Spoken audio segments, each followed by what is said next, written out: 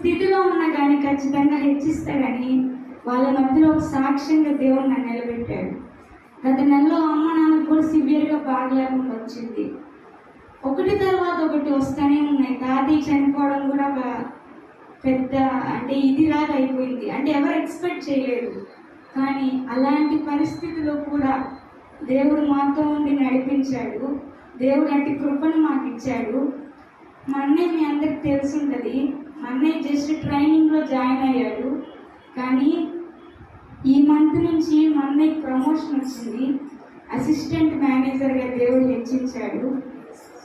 నేను ఎప్పుడు గర్వంగా చెప్తాను, ఎందుకంటే ఇంత మేము ఆత్మీయ స్థితిలో ఉన్నామంటే మొదటి కారణం మా అమ్మ నాన్నకంటే మా ఆత్మీయ తల్లిదండ్రులు. ఎందుకంటే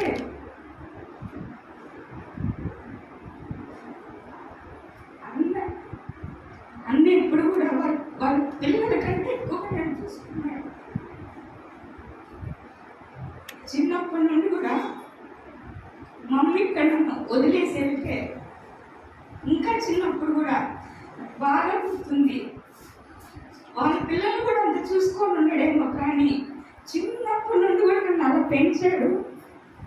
ఒక పునాది అనేది మా జీవితాలు వేశారు. ఇంకా మేము ఎవరి కాలంలో దారి తొలగిపోకుండా ఉన్నామంటే దేవుడు మాకు ఇచ్చిన ఆత్మీయ తల్లిదండ్రులు.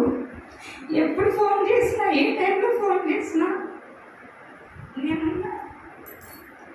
నేనున్నాను అని ధైర్యాన్ని ఇస్తాడు అన్న. మాకు ఎప్పుడైనా ఆత్మీయ స్థితిలో పడిపోయినప్పుడు కనీసం నేను అమ్మతో మాట్లాడలేను, కనీసం నన్ను ముఖం సాయి కూడా చూడలేను. అంతటి భయాన్ని మాలో పెట్టించాడు.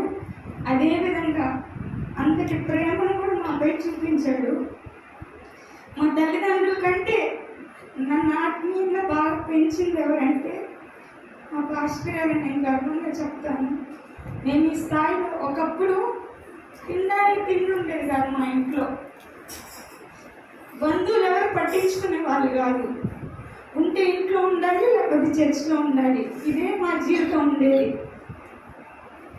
అలాంటి స్థితిలో నుంచి దేవుడు మా అమ్మకు ఒక ఉద్యోగాన్ని ఇచ్చాడు, మా నాన్నకు ఒక వెహికల్ ఇచ్చాడు, మనకు ఒక జాబ్ ఇచ్చాడు, నాకు ఒక డాక్టర్ సీటుని ఇచ్చాడు. ఇంతవరకు దేవుడు మమ్మల్ని కాచి కాపాడాడు.